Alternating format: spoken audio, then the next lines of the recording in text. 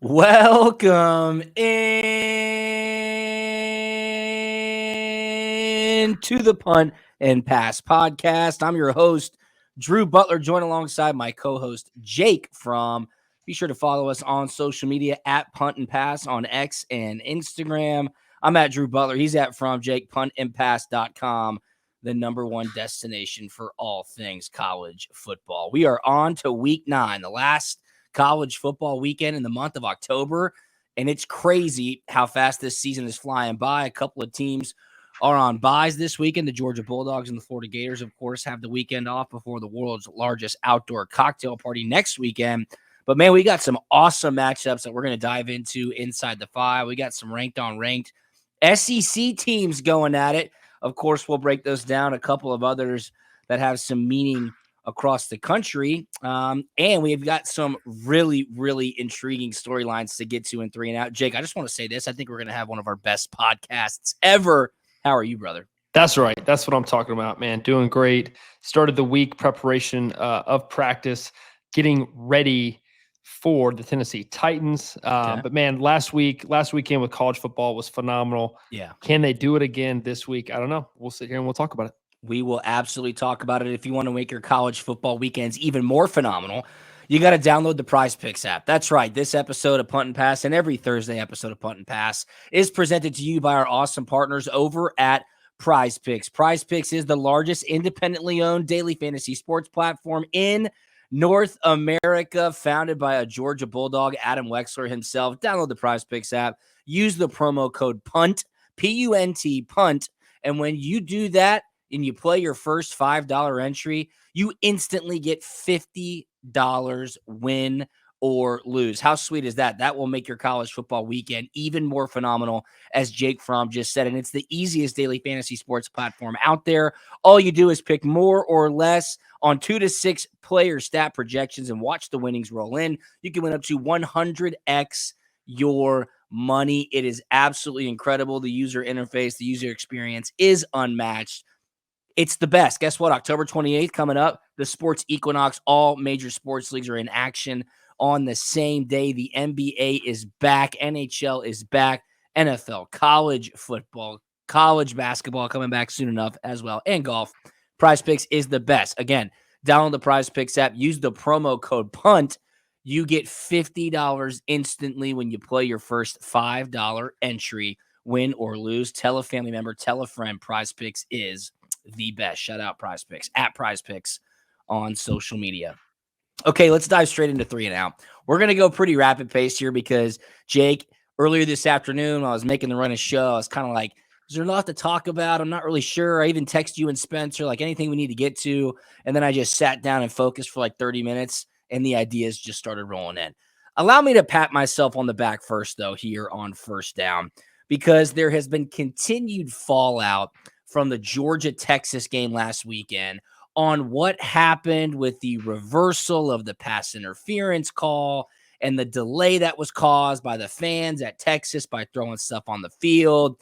And Jake, First Down has to deal with the SEC Inside Show on the SEC Network that aired on Tuesday night of this past week. For your information, the SEC Inside Show is like a 30-minute hard knock style documentary of the biggest game of the week. So it's actually really cool. Obviously, very well done. The production and post-production was phenomenal. The footage they had was sick. You had Sarkisian at practice during this week. They were inside the locker rooms, pregame and halftime of Georgia, of Texas. They were getting it all. It was really, really cool.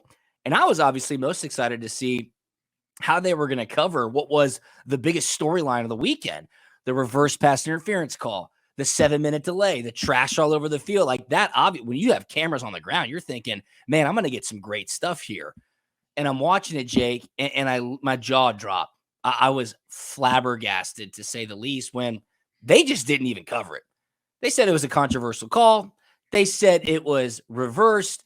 They said it was Texas ball. That was it. I posted a video on Twitter last night and on Instagram, just in real time. And Jake, it went viral. So that's me patting myself on the back. By the time you listen to this podcast, probably well over 400,000 views.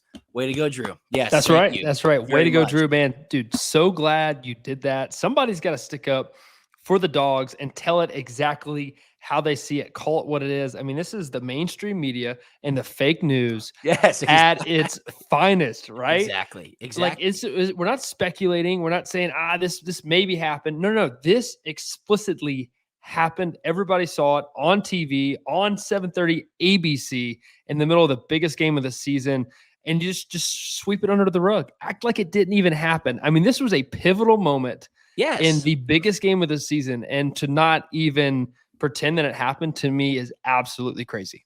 All right, so I'm going to have Spencer play a small clip of the video that I posted, and I'm going to tell you why I think it went viral, because there's a lot of tentacles here that kind of exposed themselves, and I realized a lot after the moment. Spencer, go ahead and play it. Watching this SEC Inside show behind the scenes of the Georgia-Texas game. Right now, they are covering the pass interference. A game-changing play. A controversial call. There is a flag on the field. Pass interference. Okay, what happens next? Texas fans throw shit all over the field. There's a 7-minute delay. The officials mark the ball for Georgia. It's a Georgia ball.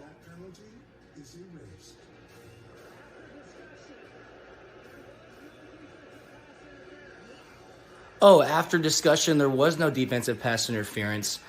They didn't cover stuff being thrown all over the field. They didn't cover the delay of the game. They didn't cover the Texas fans throwing stuff all over the field, causing a major delay in the game. And then the refs, obviously, all got together and reversed the call. Shame on the SEC network.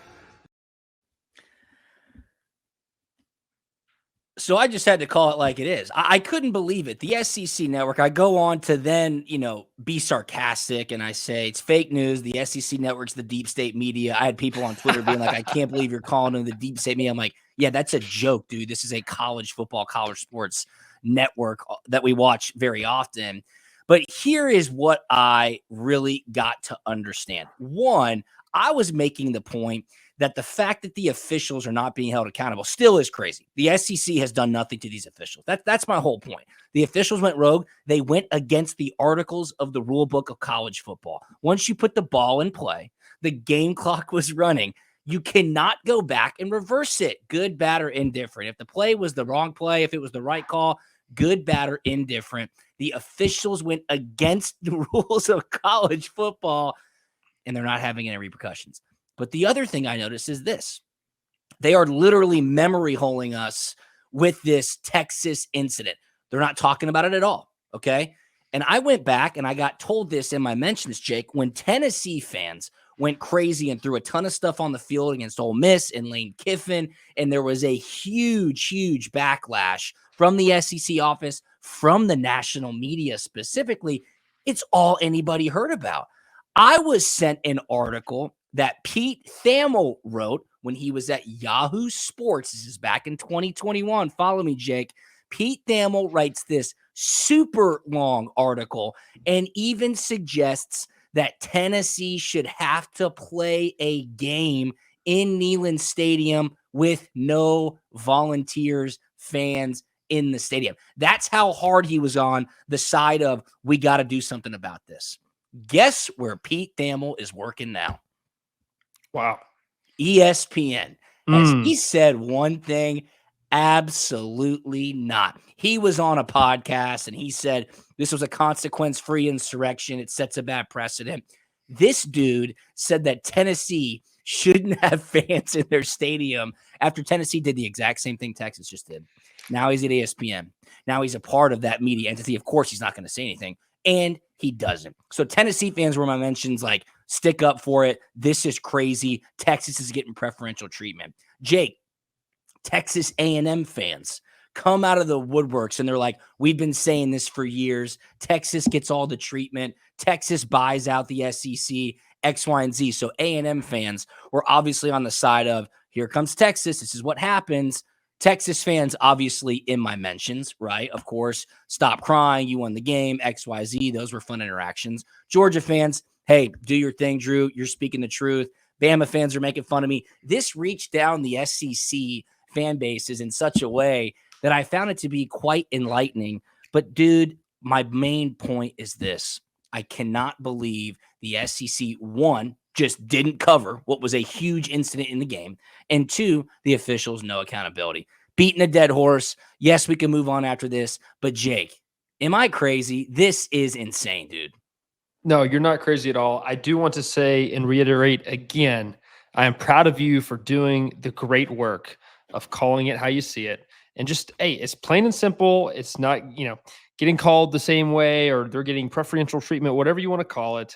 Just hold them accountable. That's all we want. We want to hold people accountable. And to your point, also talking about the refs, we want to hold them to a high standard because we know as players and as coaches, they're getting held to a very, very high standard. We just want to elevate the game of college football and professional football all around. That's all we're asking for. I'm not asking for too much. Hold these people accountable. Hold Texas fans accountable. Hold the officials accountable somehow, some way. Don't give me the money excuse. Somehow, some way, make it happen. College football is getting way too big for things like that to happen. And one more thing, shame on those officials. Shame on them, big time. That is crazy. I say hold the Texas fans accountable. How about this, Jake? Did you see what Vanderbilt's doing this weekend? That's Vanderbilt, who is hosting Texas, the top 25 matchup. Vandy's number 25. Texas is number 5. This picture went viral today. Spence, go ahead and throw that up on the screen. Vanderbilt's getting ready to host Texas and Tennessee. Okay, the two fan bases I just talked about. This picture started going viral. Vanderbilt's just going to throw up some protective screen netting on the visitors' side of the stadium. How about that? Getting ready for the Longhorns fans and the Volunteers fans to go on into Nashville. So I saw that. I laughed.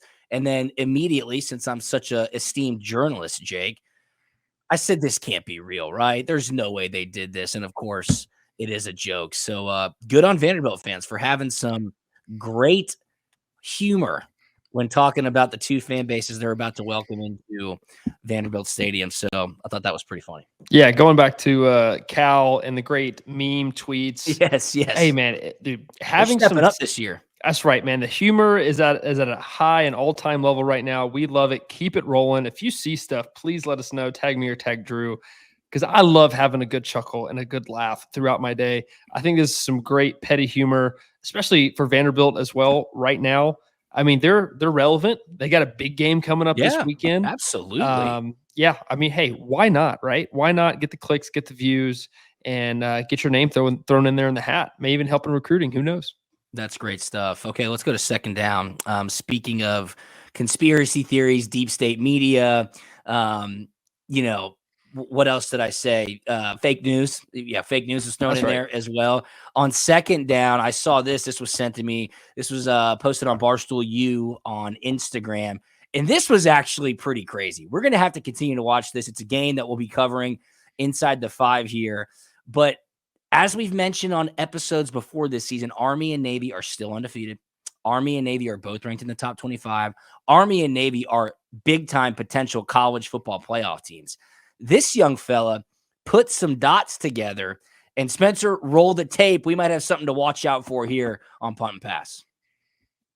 So you're telling me 1 year after we find out that they use spies in college football to covertly gather information, both the United States Army and the United States Navy are undefeated for the first time since World War II? Yeah, that's probably a coincidence. Love it. He's got a point. Love it. He's got a point. It's been a long time since those two teams have been undefeated. And, of course, he mentions the Connor Stallions situation from a season ago. And, look, when you can gather intelligence and use spies to, find an advantage against your opponent, you probably look immediately towards the United States Army, the United States Navy to be the best at that. Yeah, I'm going to put the tinfoil hat on and say, hey, man, it's totally a realm of possibility here. I love also the use of the word spies instead of maybe advanced scouting, that they would use that in college football, right? To kind of continue with the witty humor here. I don't know if they are or are not. It's in some capacity being used throughout college football. However, man, this story just keeps getting better with Navy and with Army. Like, there's no telling where this could go, and just I cannot wait to just keep following it and kind of see where this road takes me here. Tell you what, this Saturday, right at the gates at noon, Navy is playing a neutral site game against Notre Dame in MetLife Stadium just outside of New York. That's at noon on ABC. Wow. I cannot wait to watch That's that a big game. One. We're covering that inside the 5. And they're a big underdog. Notre Dame giving up 13 points. I don't know. I kind of like Navy there. We will see what happens. All right, let's go down to the state of Florida and what's been happening with the Florida State Seminoles. Obviously, just an atrocious season so far. 1-5, 1-6, can't win any games. Bench DJU, kick it off with the loss to Georgia Tech at the buzzer in week 1 or week 0 over in Ireland. And you can trace the entire downfall of the program to one significant moment. It was when in week 1 on that Monday night Labor Day game, I think Noel Fan 321 or whatever his X handle was said, if Florida State loses to Boston College, I will eat dog shit and videotape it. That's what he said. Well, Florida State lost to Boston College. In the process of that loss, he erases himself from social media. He never eats the dog poop. And the downward spiral of Florida State football just piles on and piles on. And a hurricane hits Tallahassee, and another hurricane hits the state of Florida. And people are saying, Noel Fan 321, this is a real curse now. You have to eat the dog shit. Like this is not a joke anymore. Get us out of our misery. Well, some young frat guy, huge hat tip to this dude. They're playing Miami this weekend, Jake. He said, enough's enough. Let me take this into my own hands. Spencer, roll it. Like, you see the Syracuse frat videos, and you go, like, I could do that. You have a spoon? Yeah, of course I have a spoon. Oh, there's going to be poop on my hand. Oh, there's a lot of snacks. Okay, it's clear now. I'm going to dive in here. Wait, is this good? All right, bro. Florida State's cursed. We suck at football.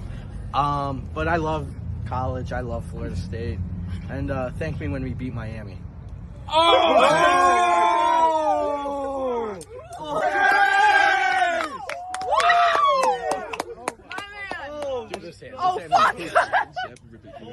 Yeah, not even that bad. 3-2-1 Noel. Like, what's up, bro? Just do it. Broke the curse. Cam Ward, your season's over. Ashton Genty for Heisman. Florida State's winning out. We're going to get a bowl game. Give us the Pop-Tart Bowl, please. Please, Pop-Tart Bowl. I'll be there. Yes. Wow. Yes. Hat tip to that kid. Look, he took it upon himself. And if you're watching on YouTube, you can see that certainly looks very, very real, what he just did. Rather disgusting, Jake. But if Florida State beats Miami this weekend, that man should be team captain. Yeah, I mean, my stomach hurts right now. I cannot believe you made me watch that live recording for the show. I mean, I'm at loss for words. All I know is, one, I cannot believe that happened. Two, the best part, honestly, about this video, besides actually going through with it, is the post-game presser that he basically did, calling out 3-2-1 Noel, Cam Ward, your season's over, and then give us the Pop-Tart. Yeah, and then give us the Pop-Tart Bowl. I mean, nailed the post-game presser. So, I mean, maybe this kid's got a career after this. I don't know. Wow, I don't know. At loss for words, this actually happened. Yeah, well, look, time is going to tell. And if Florida State somehow turns their season around, this guy is a hero. He's a legitimate hero. 3-2-1 Noel Fan's a complete fraud. I don't know why you'd ever say that. I got to say, like Brandon Walker at Barstool, he's a Mississippi State fan. So I think weekly he's been doing this. He makes fun of 3-2-1 Noel Fan by tweeting out like every Saturday morning. A couple weeks ago, he says, like, if Mississippi State loses to Georgia, I will cook myself a 32-ounce ribeye medium rare and pair it with a great bottle of Cabernet Sauvignon. So, like, that's what you got to do. You got to make fun of this guy and, just enjoy yourself, make fun of the moment. Right. But shout out to that guy. Watch that clip on YouTube. He did it. He absolutely did it for the sake of Florida State Seminole football. So we'll see. Or listen to it, or don't watch it. Listen to it. Okay. Jake says you don't have to watch it. Whatever. Like I'm okay now, but I could have not had that as well. So do as you please. Do as you please. All right, let's go to third down. Did you ever play against AJ McCarron? Were you guys the same age? I think he's my age. No, yeah, he's definitely not my age. So AJ McCarron, a former Alabama quarterback, was in the league for a little bit, and then, or maybe a lot of it, and now he's in the XFL. He's with the St. Louis Battlehawks. He does some media work before the XFL season starts. Of course, that starts after college football and the NFL season's end. He's been on this podcast, Siskey and McCready. My buddy Mick actually told me I should watch the Siskey and McCready podcast. I really haven't gotten around to it yet. I've seen some clips. But AJ McCarron has been a little bit outspoken, of course, about his Alabama Crimson Tide. AJ was an Alabama quarterback, but maybe even so about the state of college football and how the game has declined and why it's declined. I saw a quote. I asked our producer, Spencer, if he could find the audio. He said he did. So let's hear it. This is the first time me hearing the audio. I'm interested to hear his tone and why he got to this now viral quote. Is this just a season where there's going to be some L's? Is a blip on the road? Or is this, hey, welcome to a new reality? Or is there some truth in between the two?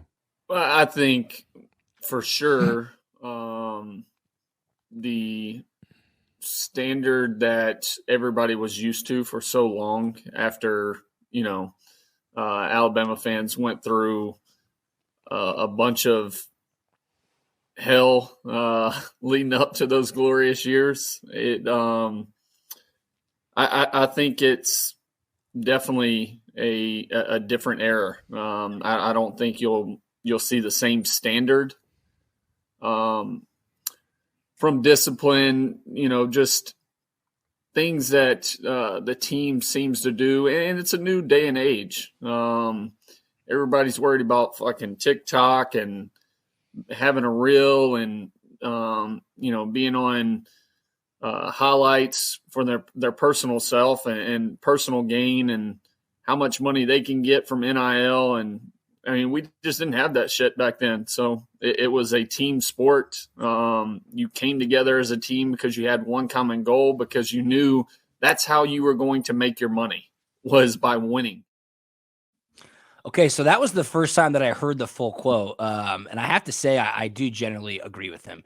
I thought his tone was going to be a little bit more like pointed, but I do have to put my hand up and say I started out this podcast by patting myself on the back, saying I have a great viral clip on my social media right now. So I'm kind of transitioning towards that Gen Z. But AJ has a great point. And Jake, I think, certainly for me, when I was in college, Twitter came out my junior year. It was just way different from a social media standpoint. I remember sometimes we got in trouble because Facebook was big back then. And sometimes when you were at a sorority, semi-formal, or a social, pictures would come out, the coaches would see it, then you'd get in trouble. It's a totally different age now. These kids are always on their phone. NIL certainly plays a huge portion into that. But what the point he's making is that things are not the same at Bama. It starts at the top, and these kids are not being held to the same standard as they've been held to under Coach Saban. Yeah, I agree a lot with what you said. I agree a lot with what AJ said. So me and AJ were not the same era in college football by any means, but me and AJ actually trained with the same quarterback coach. And so I've actually spent a little bit of time with AJ, like AJ a lot. AJ's a good dude. He doesn't mince words now. He'll let the expletives fly. I mean, he doesn't care, and rightfully so. He's earned a lot of that right as well. Won two natties, I believe, at Alabama. I mean, was kind of the part of that regime and kind of getting that thing rolling. So he's earned a lot. But I really think he's kind of hitting the nail on the head here. Just about kind of the state of college football. It's just a different time. Social media, glitz and glam. It's about me. And I hate to sit here and say it is what it is, because I'd love to see it, in my opinion, change a little bit for the better and be about the team and what we can accomplish. But man, it's just geared up right now with the transfer portal, with NIL. Everything's just geared up to, hey, me, and what can I get for myself now, and from the team perspective and coaching and recruiting is what have you done for me lately, and what can you do for me very soon. So I don't know, man. It is, to say all that, I will say it is a new era in college football, and honestly I don't think it ever can go back being what it was. No, I mean it's a runaway train. You're exactly right. The point the best point I think that he makes is that when he was on those great Alabama teams, yes, NIL was not there. The only way that you could up your worth in the coming years was by being Was your great play. on the Yep. field and was by winning a lot of games and was by being on championship teams. Like, it was truly a rising tide that lifts all ships. Now it is, hey, if I'm super active on social media, I can up my marketing or my marketability and get a lot more NIL deals. If I do go viral, I can capitalize in that moment. And then if I'm not playing immediately here, I can just shop my talent and go to another school. Like, there's none of the core values that were held when he was on those Nick Saban teams. It is just such a different game. And when Saban left and they bring in Kalen DeBoer, you know, you knew that standard was going to slip through the cracks. And it seems like it may already have. At least AJ's telling you it has. And I would assume that he's got some guys in and around the program. So this is my follow-up question to you.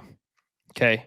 Because we see there's a difference between what it was and what it is now. So my question is, what has changed? Is it the coaches, the players, or the parents? Ooh. Yeah, you know, look, I have no idea. You could take a guess as to how Nick Saban and his staff handled the parents of his players by how he managed the student athletes and by how, I guess, the student athletes were generally all in at Bama. In that transition, now I have no idea how Kalen DeBoer handles those parents. I would assume that some of those parents see it as a great opportunity to maybe smell blood in the water and go in there and try to take advantage of the situation when things are not as tried and true as they have been in the past. And then, look, as a player, you're so used to doing things a certain way. When a new person comes in, you're going to take some liberties or at least test the waters to see what you can get away with. It's no different than when you had a substitute teacher in school. You acted different. You tried to do funny stuff. It's no different than when a babysitter comes over to take care of your kids. Your kids are going to act out and see what they can get away with. I don't think there's any difference here in this situation. They've lost 2 games.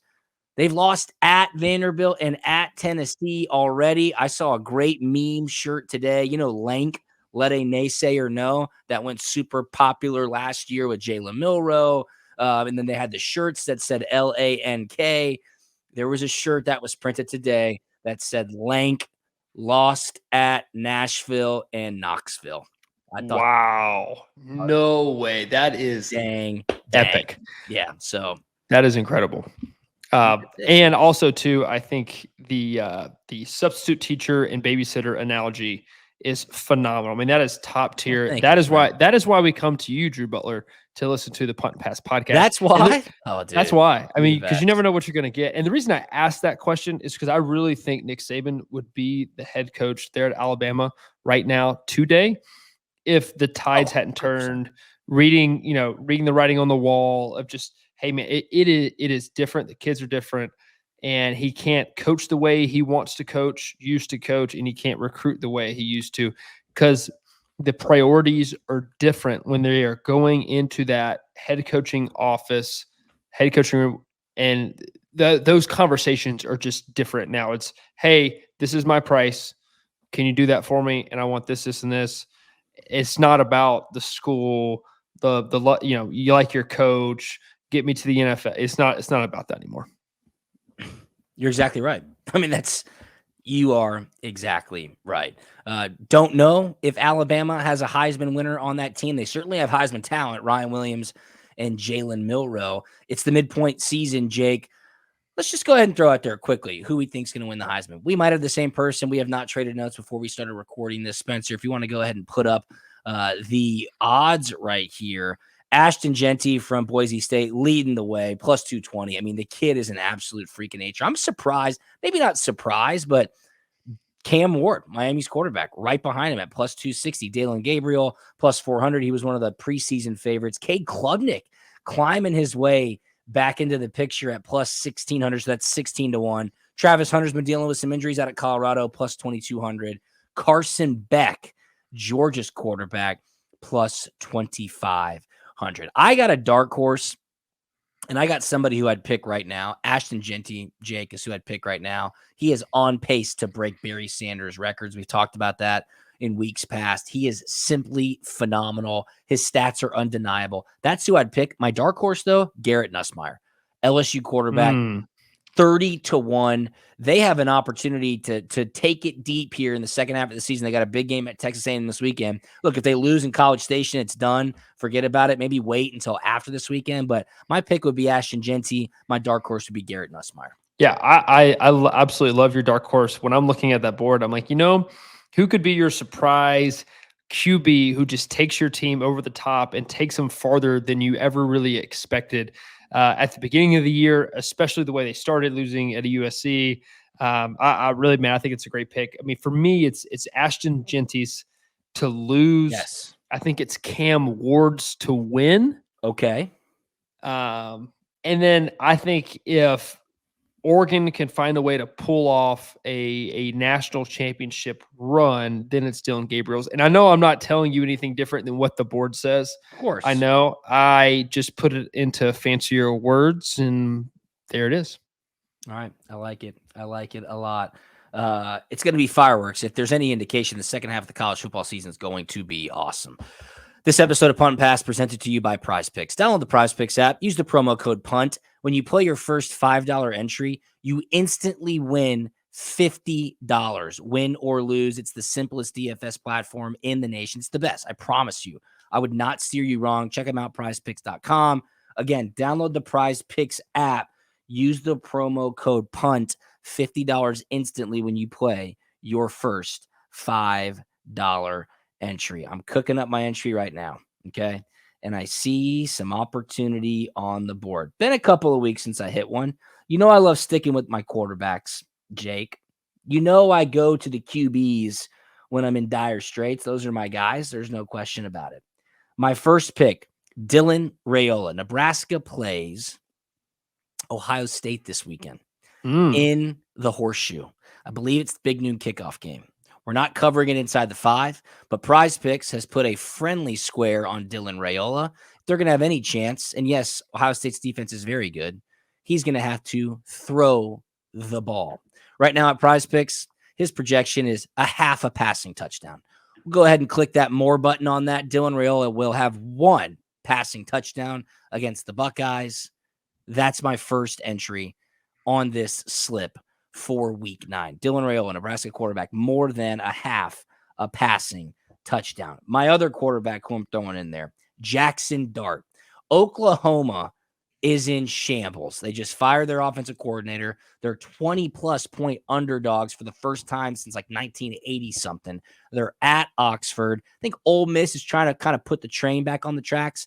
Jackson Dart, more than 1.5 passing touchdowns. So I'm going to my QBs. They're going to be airing it out in week 9. That's it. We're going to keep it simple, stupid. It's the KISS method. $50 wins you $95. Simple as that. Okay. I like it, Coach. I really do. That's I like that a lot. So the week 9 Prizepicks punt and pass entry of the week. Jackson Dart, Ole Miss quarterback, more than 1.5 passing touchdowns. Dylan Raiola, Nebraska quarterback, more than a half a passing touchdown. 50 to win 95. Love it. There we go. There we go. All right. This has been a fun one. You're doing great, Jake. I'll give you an A, a solid Thanks. A, as we're like 33 minutes into this podcast. Let's go inside the 5, talk about the games of the weekend. I think it's a pretty good slate. I know the Dogs aren't playing. Florida's not playing. A couple of other teams on bye weeks, as now in the new 12-team playoff era, everybody's getting 2 bye weeks. Let's go to MetLife. It's noon. It's on ABC. 12th ranked Notre Dame is playing 24th ranked Navy. Notre Dame is a 13-point favorite, Jake. The total is 51.5 points. Are we still riding with our service academies? Dude, I am all over Navy on this one. I don't know if they'll win this game, but they'll definitely win the spread margin on this deal. So it's a neutral game at MetLife Stadium. And let me tell you about MetLife Stadium, because I've played there a decent bit, actually. Yeah, you have. It is always windy in that stadium. Throwing the ball can sometimes be very difficult in that stadium. And let me tell you who does a phenomenal job at running the football. Those and Navy that is Navy. midshipmen. That is Navy, and they're going to be all over this. They're going to take advantage of the atmosphere. They're going to take advantage of the weather, and they're going to take advantage of a neutral site. Give me Navy all day, 7 days. Keep it close. Now, look, I'm looking at Navy's schedule, and they're not playing Murderers Row, but 38-11, 56-44, 41-18, 34-7, 51-17. Like They can score some points, man. Oh, yes, they can. They can absolutely score some points. And when you compare and contrast that with the Notre Dame Fighting Irish, they have not exactly been world beaters, okay? They've picked it up in weeks past. They squeaked by Louisville. They did beat Georgia Tech. Tech was missing starting quarterback Haynes King. We all know they lost to Northern Illinois 16-14. They had a big win to kick the season off at Texas A&M, but I'm right there with you. I mean, this might be a sucker line. 13 is a lot of points. I'm rooting for the Navy midshipmen. Jake Fromm and I both taking those points. Midshipmen keep it close. I'll just go as far to say I think they can win this game. Simply, I like it. I think they can win this game. So Jake and I will both take the underdog there. How about Oregon? They're the 3:30 game on CBS, hosting 20th ranked Illinois. Oregon's a huge 21.5-point favorite. It's the first time that they're playing as number one in quite some time. You know, the atmosphere is going to be lit inside Autzen Stadium out there in Eugene. Look, Dan Lanning has the boys playing right now. There's no question about it. They've kind of found their stride. What do you think? Yeah, I mean, Oregon's the number one team in the country, coming off a huge win 2 weeks ago with Ohio State. Spot. They played on a Friday last week. Did. I thought they had a bye week, Coach. I'm going back and looking at it. They had the number one team in the country play on a Friday. To me, 35-0 against Purdue. You just can't do that. Now, they played Purdue and they won. Illinois is a good football team, okay? They are a good football team. And Oregon, to me right now, they're not just boat racing people right now. Illinois is not Purdue, and they keep this one close. 21.5 points to me, that's a lot of points. Yeah. Give me Illinois in this one. Luke Altmaier, the transfer from Ole Miss, the quarterback now at Illinois, been playing some great ball. Illinois only has one loss. Again, they are the 20th ranked team in the country. Brett Bielema, he can always run the ball. If you can run the ball, you can dominate time of possession. 21.5 points is a ton. That's conventional wisdom. But I've got some statistics for you. As a double-digit favorite, Dan Lanning is 15-8 against the spread at Oregon, and off extended rest, which Jake Fromm just told you they played last Friday night. And as a favorite of 14-plus points, Dan Lanning has won those two games by a combined score of 79-19. Where do you think I'm headed towards? In ranked versus ranked matchups, favorites of 20-plus points are 17-7-1 against the spread. Wow. That's pretty Oregon. Good. Yeah, I mean, 17-7. I'm laying the points. Ranked teams with 20 or more points in the spread. Yes, 17-7. Ranked versus ranked, 17-7. That's actually pretty solid. There you go. I'm taking the Ducks. And look, I understand within watching in the first 10 minutes of that game, I'll know if that's a winner or a loser because you got to be pretty perfect to cover a 21.5-point spread. If Oregon starts fast and Illinois kind of gets rattled, it's game on. If not, and if Illinois is running the ball, I'll just text you quickly and said, you got that one, bud. Good job. So we're on opposite sides. I like it. How about what's going down in Tuscaloosa at 3:30 p.m. on ABC, 21st ranked Missouri, heading to T-Town to take on the 15th ranked Alabama Crimson Tide. It just feels weird saying that. Alabama laying 13.5 points. This total is 53.5. Yeah, I am torn on this one because likewise, if I knew that Brady Cook was healthy and playing, I'm all over this hammering Missouri because I know Alabama, Ryan Williams and those guys, they're all over TikTok right now. I mean, they're distracted. That was supposed to be a joke. What didn't get very many laughs. AJ McCarron. That's called a callback. Good job. Yep. Wow, that one missed pretty good. You're learning. Yeah, we're trying to get there. I really don't know here. I really think this is a coin flip for me because I don't know what the Brady Cook situation is. Eli Drinkowitz said, I don't know if I'd say he participated. Is talking about practice. I anticipate that he'll be out there, which is why I'm not letting the media at practice. So I think they're trying to get him out there in some capacity. They're trying to keep some information in-house so Alabama doesn't know which QB to prepare for. Does that work in their favor? Alabama doesn't have a very good defense right now. You know what? I just talked myself into it. Give me Missouri. Okay. Well, I just looked, and something must have come out because Alabama's now a 17-point favorite. So Oh, interesting development. But again, that could provide even more value. If Eli Drinkwitz is saying, I suspect that he'll be out there, you would have to think the head coach wants his QB to play. Let's just put it this way. Okay. Take Missouri in the points. Alabama, they're broken right now. yeah. They are broken right now.